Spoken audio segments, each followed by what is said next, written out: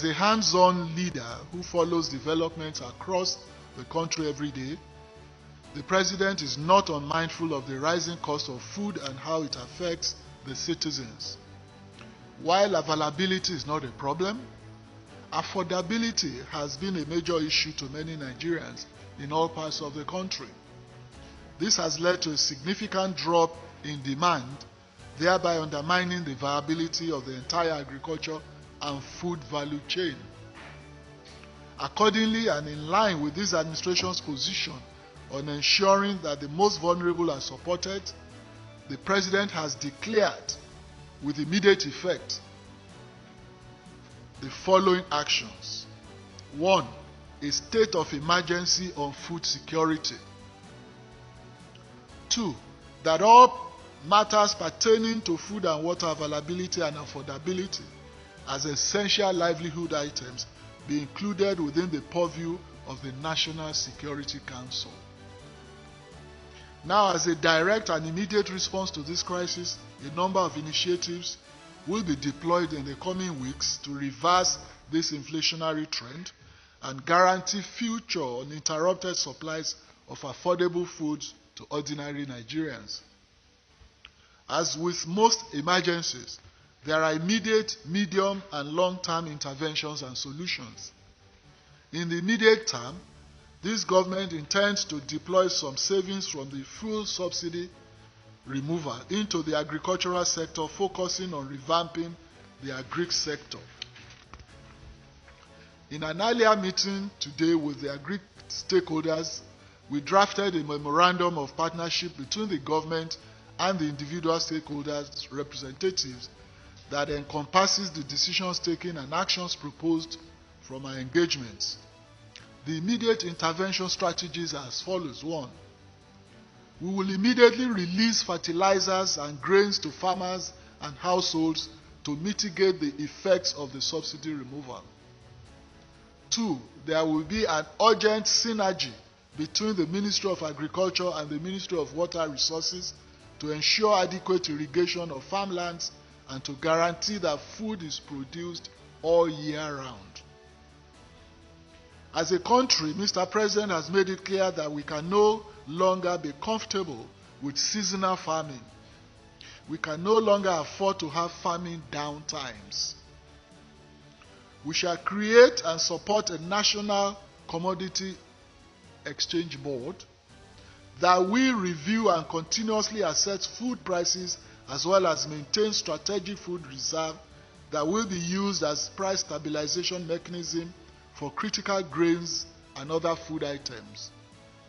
Through this board, government will moderate spikes and dips in food prices.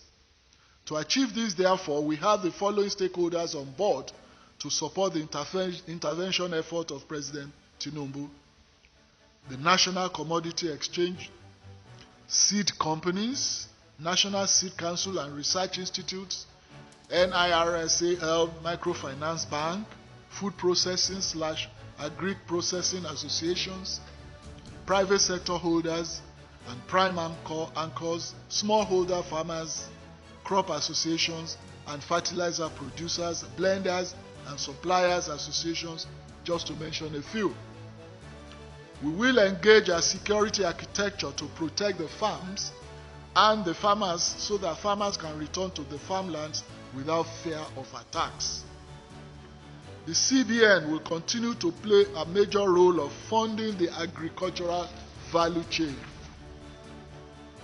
6. Activation of land banks. There is currently 500,000 hectares of already mapped land that will be used to increase availability of arable land for farming, which will immediately impact food output. Mechanization and land clearing. The government will also collaborate with mechanization companies to clear more forests and make them available for farming. 7. River basins. There are currently 11 river basins that will ensure planting of crops during the dry season with irrigation schemes that will guarantee continuous farming production all year round to stem the seasonal glut and scarcity that we usually experience. Number 8. The government will deploy concessionary capital flow funding to the sector, especially towards fertilizer, processing, mechanization, seeds, chemicals, equipment, feed, labor, etc. The concessionary funds will ensure food is always available and affordable, thereby having a direct impact on Nigeria's Human Capital Index, HCI. This administration is focused on ensuring the HCI numbers, which currently ranks as the third lowest in the world, are improved for increased productivity. 9. The cost of transporting agricultural products has been a major challenge due to permits, toll gates, and other sundry costs. When the cost of moving farm produce is significantly impacted, it will immediately be passed to the consumers, which will affect the price of food. The government will explore all the means of transportation, including rail and water transportation, to reduce freight costs and in turn impact the food prices downwards. As for storage, existing warehouses and tanks will be revamped to cut waste and ensure efficient preservation of food items. 10. The government will increase revenue from food and agricultural exports. As we ensure there is sufficient affordable food for the populace, we will concurrently work on stimulating the export capacity of the agri sector. 11.